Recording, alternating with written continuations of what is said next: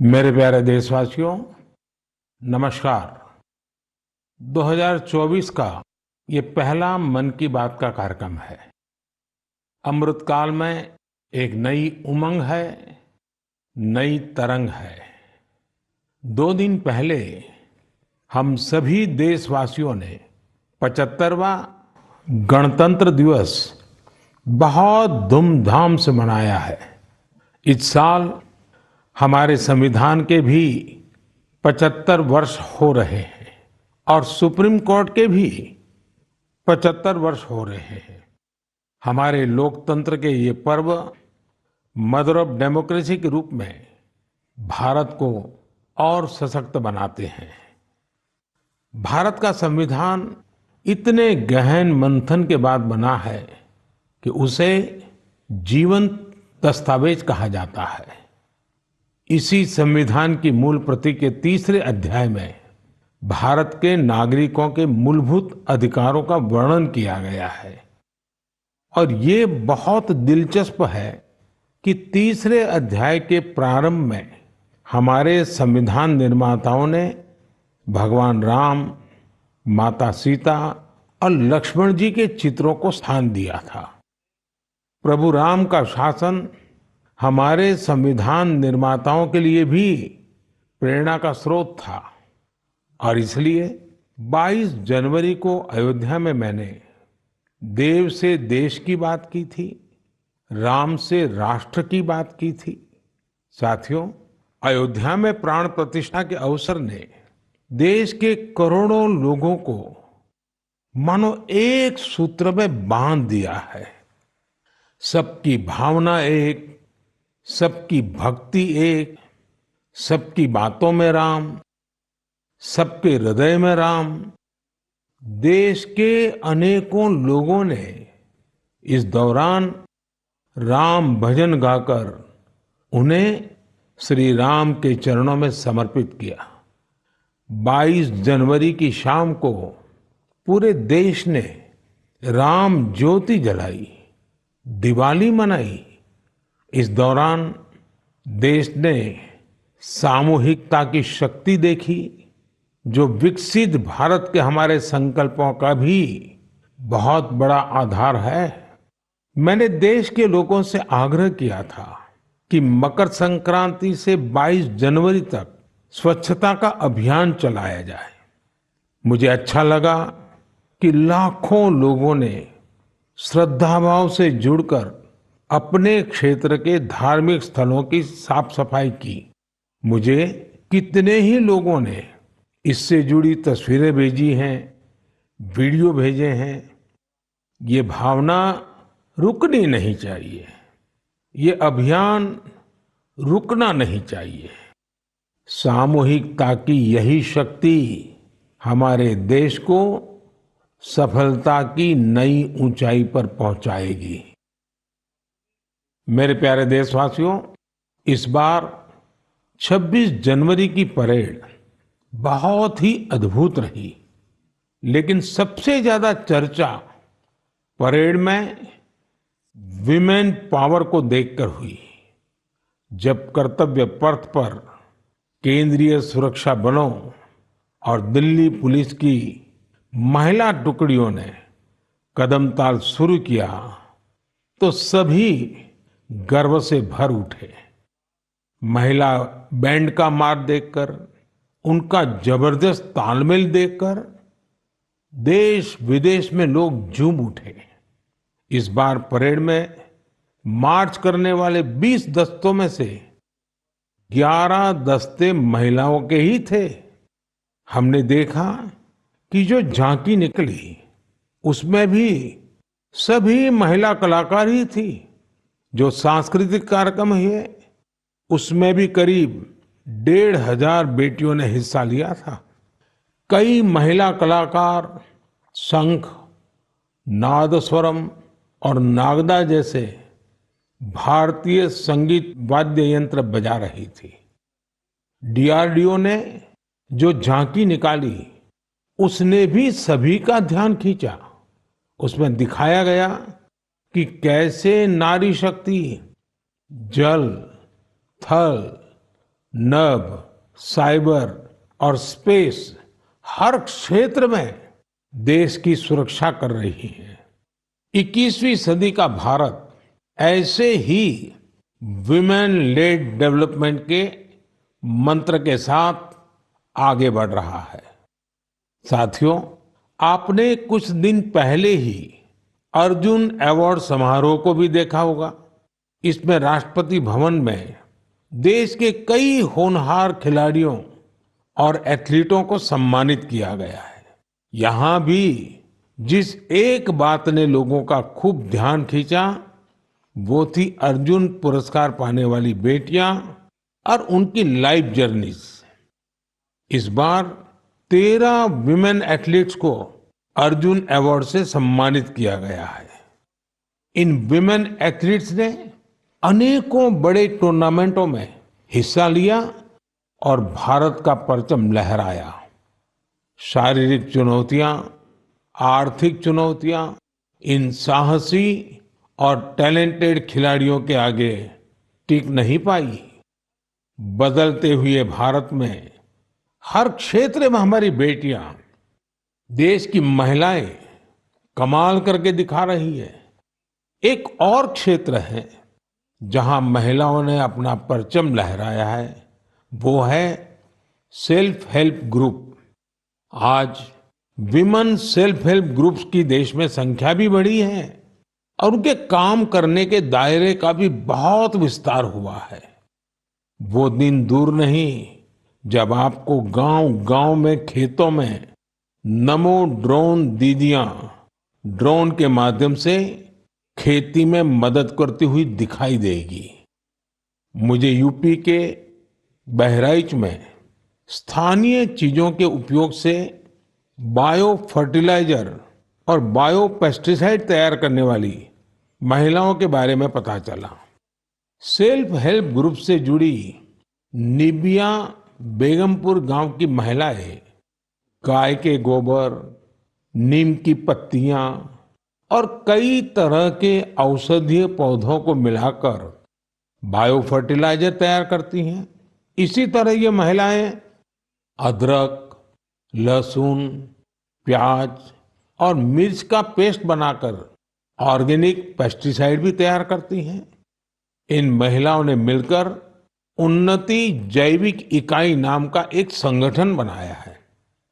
ये संगठन bio products को तैयार करने में इन महिलाओं की मदद करता है। इनके द्वारा बनाए गए बायो फर्टिलाइजर और बायो पेस्टिसाइड्स की मांग भी लगातार बढ़ रही है। आज आसपास के गांवों के 6000 से ज्यादा किसान इनसे बायो प्रोडक्ट खरीद रहे हैं। इससे सेल्फ हेल्प ग्रुप से जुड़ी इन महिलाओं की आय बढ़ी है और उनकी आर्थिक स्थिति भी बेहतर हुई है। मेरे प्यारे देशवासियों, मन की बात में हम ऐसे देशवासियों के प्रयासों को सामने लाते हैं जो निस्वार्थ भावना के साथ समाज को, देश को सशक्त करने का काम कर रहे हैं। ऐसे में 3 दिन पहले जब देश ने पद्म पुरस्कारों का ऐलान किया है, तो मन की बात में ऐसे लोगों की चर्चा स्वाभाविक है।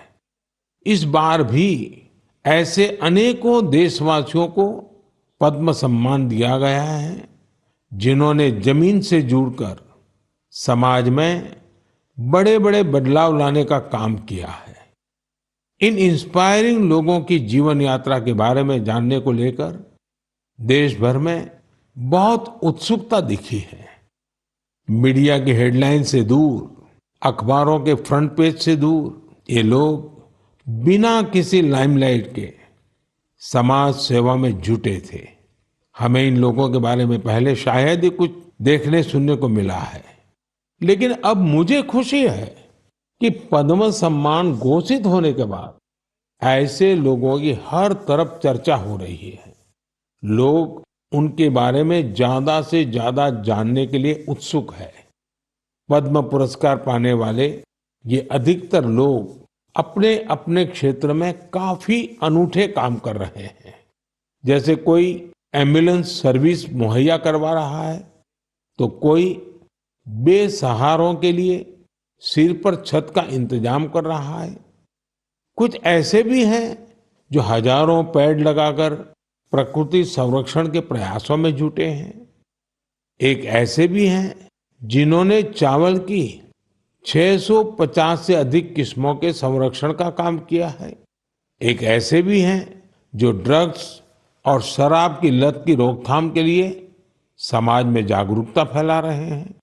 कई लोग तो सेल्फ हेल्प ग्रुप, विशेषकर नारी शक्ति के अभियान से लोगों को जोड़ने में जुटे हैं। देशवासियों में इस बात को लेकर भी बहुत प्रसन्नता है कि सम्मान पाने वालों में 30 महिलाएं हैं। ये महिलाएं जमीनी स्तर पर अपने कार्यों से समाज और देश को आगे ले जा रही हैं। साथियों, पद्म सम्मान पाने वालों में हर किसी का योगदान देशवासियों को प्रेरित करने वाला है। इस बार सम्मान पाने वालों में बड़ी संख्या उन लोगों की है जो शास्त्रीय नृत्य, शास्त्रीय संगीत, लोक नृत्य, थिएटर और भजन की दुनिया में देश का नाम रोशन कर रहे हैं। प्राकृत, मालवी और लंबाड़ी भाषा में बहुत ही शानदार काम करने वालों को भी ये सम्मान दिया गया है। विदेश के भी कई लोगों को पद्म पुरस्कार से सम्मानित किया गया है, जिनके कार्यों से भारतीय संस्कृति और विरासत को नई ऊंचाई मिल रही है। इनमें फ्रांस, ताइवान, मैक्सिको और बांग्लादेश के नागरिक भी शामिल है। साथियों, मुझे इस बात की बहुत खुशी है कि पिछले एक दशक में पद्म सम्मान का सिस्टम पूरी तरह से बदल चुका है। अब ये पीपल्स पद्मा बन चुका है। पद्म सम्मान देने की व्यवस्था में कई बदलाव भी हुए हैं। अब इसमें लोगों के पास खुद को भी नॉमिनेट करने का मौका रहता है। यही वजह है कि इस बार 2014 की तुलना में 28 गुना ज्यादा नॉमिनेशंस प्राप्त हुए हैं। इससे पता चलता है कि पद्म सम्मान की प्रतिष्ठा, उसकी विश्वसनीयता, उसके प्रति सम्मान हर वर्ष बढ़ता जा रहा है। मैं पद्म सम्मान पाने वाले सभी लोगों को फिर अपनी शुभकामनाएं देता हूं। मेरे प्यारे देशवासियों, कहते हैं हर जीवन का एक लक्ष्य होता है। हर कोई एक लक्ष्य को पूरा करने के लिए ही जन्म लेता है। इसके लिए लोग पूरी निष्ठा से अपने कर्तव्यों का पालन करते हैं। हमने देखा है कि कोई समाज सेवा के माध्यम से, कोई सेना में भर्ती होकर, कोई अगली पीढ़ी को पढ़ाकर अपने कर्तव्यों का पालन करता है। लेकिन साथियों, हमारे बीच ही कुछ लोग ऐसे भी होते हैं जो जीवन के अंत के बाद भी समाज जीवन के प्रति अपने दायित्वों को निभाते हैं, और इसके लिए उनका माध्यम होता है अंगदान। हाल के वर्षों में देश में 1000 से अधिक लोग ऐसे रहे हैं जिन्होंने अपनी मृत्यु के बाद अपने अंगों का दान कर दिया।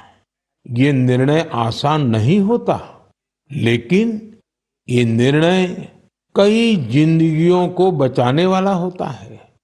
मैं उन परिवारों की भी सराहना करूंगा जिन्होंने अपने करीबियों की आखिरी इच्छा का सम्मान किया। आज देश में बहुत से संगठन भी इस दिशा में बहुत प्रेरक प्रयास कर रहे हैं।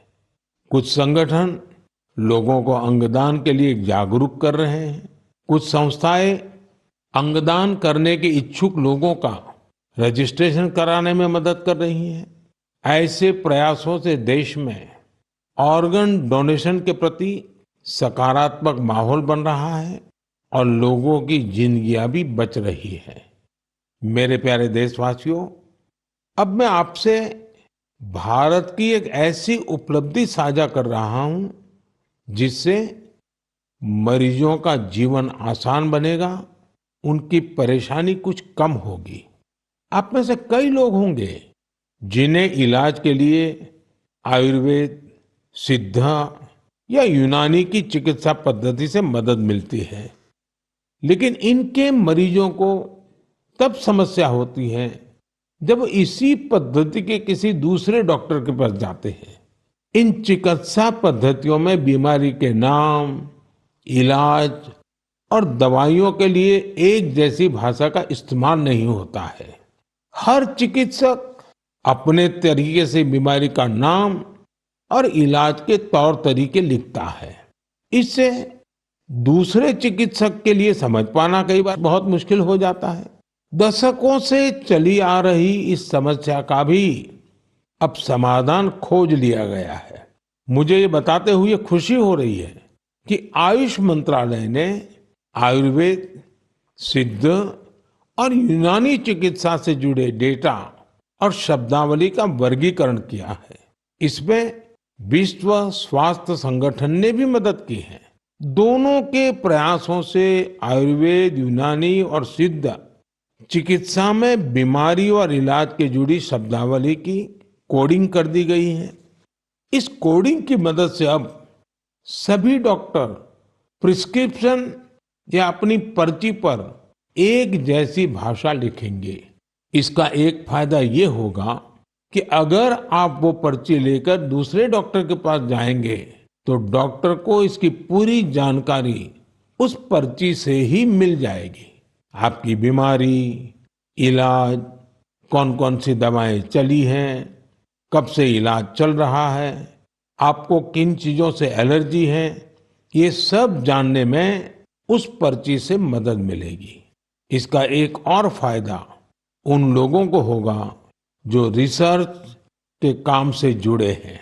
दूसरे देशों के वैज्ञानिकों को भी बीमारी, दवाएं और उसके प्रभाव की पूरी जानकारी मिल जाएगी। रिसर्च बढ़ने और कई वैज्ञानिकों के साथ साथ जुड़ने से ये चिकित्सा पद्धति और बेहतर परिणाम देंगे और लोगों का इनके प्रति झुकाव बढ़ेगा। मुझे विश्वास है इन आयुष पद्धतियों से जुड़े हमारे चिकित्सक इस कोडिंग को जल्द से जल्द अपनाएंगे। मेरे साथियों, जब आयुष चिकित्सा पद्धति की बात कर रहा हूं तो मेरी आंखों के सामने यानुंग जामोह लोगों की भी तस्वीर आ रही। सुश्री यानुंग अरुणाचल प्रदेश की रहने वाली हैं और हर्बल औषधीय विशेषज्ञ हैं। इन्होंने आदि जनजाति की पारंपरिक चिकित्सा प्रणाली को पुनर्जीवित करने के लिए काफी काम किया है। इस योगदान के लिए उन्हें इस बार पद्म सम्मान भी दिया गया है। इसी तरह इस बार छत्तीसगढ़ के हेमचंद मांझी, उनको भी पद्म सम्मान मिला है। वैद्यराज हेमचंद मांझी भी आयुष चिकित्सा पद्धति की मदद से लोगों का इलाज करते हैं। छत्तीसगढ़ के नारायणपुर में गरीब मरीजों की सेवा करते हुए उन्हें 5 दशक से ज्यादा का समय हो रहा है। हमारे देश में आयुर्वेद और हर्बल मेडिसिन का जो खजाना छिपा है, उसके संरक्षक में सुश्री यानुंग और हेमचंद जी जैसे लोगों की बहुत बड़ी भूमिका है। मेरे प्यारे देशवासियों, मन की बात के जरिए हमारा और आपका जो रिश्ता बना है वो 1 दशक पुराना हो चुका है। सोशल मीडिया और इंटरनेट के इस दौर में भी रेडियो पूरे देश को जोड़ने का एक सशक्त माध्यम है। रेडियो की ताकत कितना बदलाव ला सकती है, इसकी एक अनूठी मिसाल छत्तीसगढ़ में देखने को मिल रही है। बीते करीब 7 वर्षों से यहाँ रेडियो पर एक लोकप्रिय कार्यक्रम का प्रसारण हो रहा है जिसका नाम है हमर हाथी हमर गोठ। नाम सुनकर आपको लग सकता है कि रेडियो और हाथी का भला क्या कनेक्शन हो सकता है, लेकिन यही तो रेडियो की खूबी है। छत्तीसगढ़ में आकाशवाणी के 4 केंद्रों अंबिकापुर, रायपुर, बिलासपुर और रायगढ़ से हर शाम इस कार्यक्रम का प्रसारण होता है। और आपको जानकर हैरानी होगी कि छत्तीसगढ़ के जंगल और उसके आसपास के इलाके में रहने वाले बड़े ध्यान से इस कार्यक्रम को सुनते हैं। हमर हाथी हमर गोठ कार्यक्रम में बताया जाता है कि हाथियों का झुंड जंगल के किस इलाके से गुजर रहा है। ये जानकारी यहाँ के लोगों के बहुत काम आती है। लोगों को जैसे ही रेडियो से हाथियों के झुंड के आने की जानकारी मिलती है, वो सावधान हो जाते हैं। जिन रास्तों से हाथी गुजरते हैं, उधर जाने का खतरा टल जाता है। इससे जहां एक और हाथियों के झुंड से नुकसान की संभावना कम हो रही है, वहीं हाथियों के बारे में डेटा जुटाने में मदद मिलती है। इस डेटा के उपयोग से भविष्य में हाथियों के संरक्षण में भी मदद मिलेगी। यहाँ हाथियों से जुड़ी जानकारी सोशल मीडिया के जरिए भी लोगों तक पहुंचाई जा रही है। इससे जंगल के आसपास रहने वाले लोगों को हाथियों के साथ तालमेल बिठाना आसान हो गया है। छत्तीसगढ़ की इस अनूठी पहल और इसके अनुभवों का लाभ देश के दूसरे वन क्षेत्रों में रहने वाले लोग भी उठा सकते हैं। मेरे प्यारे देशवासियों, इसी 25 जनवरी को हम सभी ने नेशनल वोटर्स डे मनाया है। ये हमारी गौरवशाली लोकतांत्रिक परंपराओं के लिए एक अहम दिन है। आज देश में करीब करीब 96 करोड़ मतदाता है। आप जानते हैं ये आंकड़ा कितना बड़ा है। ये अमेरिका की कुल जनसंख्या से भी करीब 3 गुना है। ये पूरे यूरोप की कुल जनसंख्या से भी करीब 1.5 गुना है। अगर मतदान केंद्रों की बात करें तो देश में आज उनकी संख्या करीब 10.5 लाख है। भारत का हर नागरिक अपने लोकतांत्रिक अधिकार का इस्तेमाल कर पाए, इसके लिए हमारा चुनाव आयोग ऐसे स्थानों पर भी पोलिंग बूथ बनवाता है जहां सिर्फ एक वोटर हो। मैं चुनाव आयोग की सराहना करना चाहूंगा, जिसने देश में लोकतांत्रिक मूल्यों को मजबूत करने के लिए निरंतर प्रयास किए हैं। साथियों, आज देश के लिए उत्साह की बात ये भी है कि दुनिया के अनेक देशों में जहां वोटिंग परसेंट कम हो रहा है, भारत में मतदान का प्रतिशत बढ़ता जा रहा है। 1951-52 में जब देश में पहली बार चुनाव हुए थे, तो लगभग 45% वोटर्स ने ही वोट डाले थे। आज ये आंकड़ा काफी बढ़ चुका है। देश में न सिर्फ वोटरों की संख्या में वृद्धि हुई है, बल्कि टर्नआउट भी बढ़ा है। हमारे युवा वोटरों को रजिस्ट्रेशन के लिए ज्यादा मौके मिल सके, इसके लिए सरकार ने कानून में भी परिवर्तन किया है। मुझे ये देखकर भी अच्छा लगता है कि वोटर्स के बीच जागरूकता बढ़ाने के लिए सामुदायिक स्तर पर भी कई प्रयास हो रहे हैं। कहीं लोग घर घर जाकर वोटर्स को मतदान के बारे में बता रहे हैं, कहीं पेंटिंग बनाकर, कहीं नुक्कड़ नाटकों के जरिए युवाओं को आकर्षित किया जा रहा है। ऐसे हर प्रयास हमारे लोकतंत्र के उत्सव में अलग अलग रंग भर रहे हैं। मैं मन की बात के माध्यम से अपने फर्स्ट टाइम वोटर्स को कहूंगा कि वो वोटर लिस्ट में अपना नाम जरूर जुड़वाएं। नेशनल वोटर सर्विस पोर्टल और वोटर हेल्पलाइन ऐप के जरिए वो इसे आसानी से ऑनलाइन पूरा कर सकते हैं। आप ये हमेशा याद रखें कि आपका एक वोट देश का भाग्य बदल सकता है, देश का भाग्य बना सकता है। मेरे प्यारे देशवासियों, आज 28 जनवरी को भारत की दो ऐसी महान विभूतियों की जन्म जयंती भी होती है जिन्होंने अलग अलग कालखंड में देशभक्ति की मिसाल कायम की है। आज देश पंजाब केसरी लाला लाजपत राय जी को श्रद्धांजलि दे रहा है। लाला जी स्वतंत्रता संग्राम के एक ऐसे सेनानी रहे जिन्होंने विदेशी शासन से मुक्ति दिलाने के लिए अपने प्राणों की आहुति दे दी।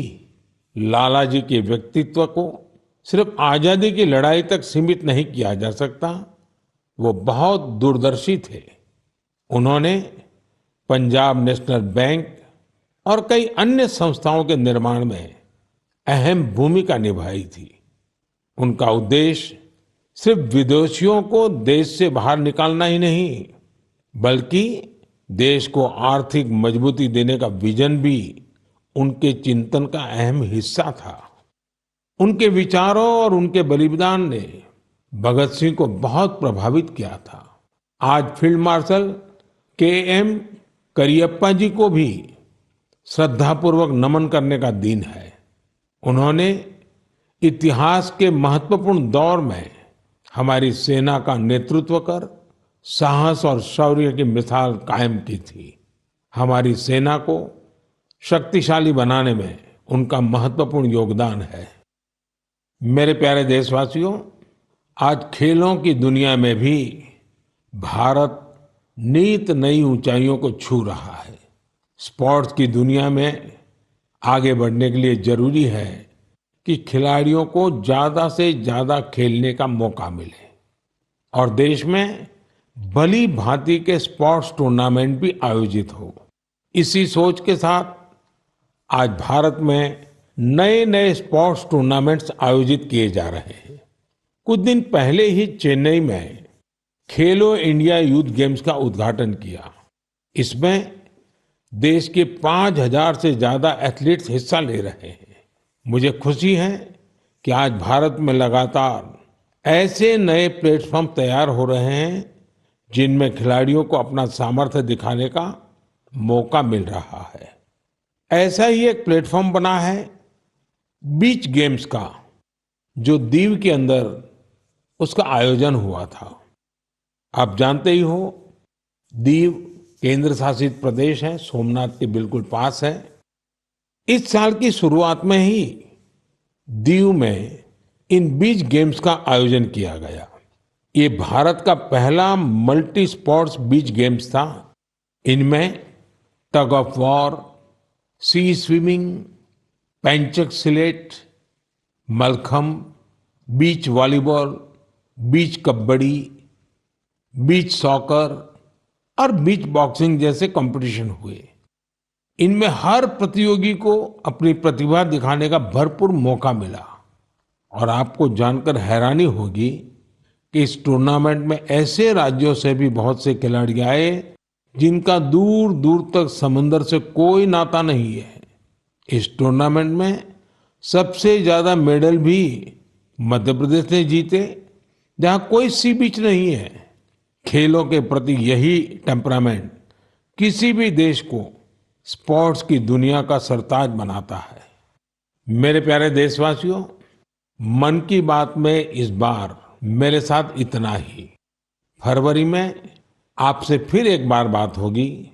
देश के लोगों के सामूहिक प्रयासों से, व्यक्तिगत प्रयासों से कैसे देश आगे बढ़ रहा है, इसी पर हमारा फोकस होगा।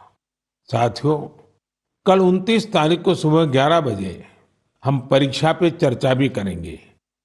परीक्षा पे चर्चा का ये 7वां संस्करण होगा। ये एक ऐसा कार्यक्रम है जिसका मैं हमेशा इंतजार करता हूं। इससे मुझे स्टूडेंट्स के साथ बातचीत करने का मौका मिलता है और मैं उनके परीक्षा संबंधी तनाव को कम करने का भी प्रयास करता हूं। पिछले 7 वर्षों में परीक्षा पे चर्चा शिक्षा और परीक्षा से संबंधित कई मुद्दों पर बातचीत करने का एक बहुत अच्छा माध्यम बनकर उभरा है। मुझे खुशी है कि इस बार 2.25 करोड़ से अधिक विद्यार्थियों ने इसके लिए रजिस्ट्रेशन कराया है और अपने इनपुट भी दिए हैं। मैं आपको बता दूं कि जब हमने पहली बार 2018 में ये कार्यक्रम शुरू किया था तो यह संख्या केवल 22,000 थी। स्टूडेंट्स को प्रेरित करने के लिए और परीक्षा के तनाव के बारे में जागरूकता फैलाने के लिए बहुत से अभिनव प्रयास भी किए गए हैं। मैं आप सभी से, विशेषकर युवाओं से, विद्यार्थियों से आग्रह करूंगा कि वे कल रिकॉर्ड संख्या में शामिल हो। मुझे भी आपसे बात करके बहुत अच्छा लगेगा। इन्हीं शब्दों के साथ मैं मन की बात के इस एपिसोड में आपसे विदा लेता हूं। जल्द ही फिर मिलेंगे। धन्यवाद।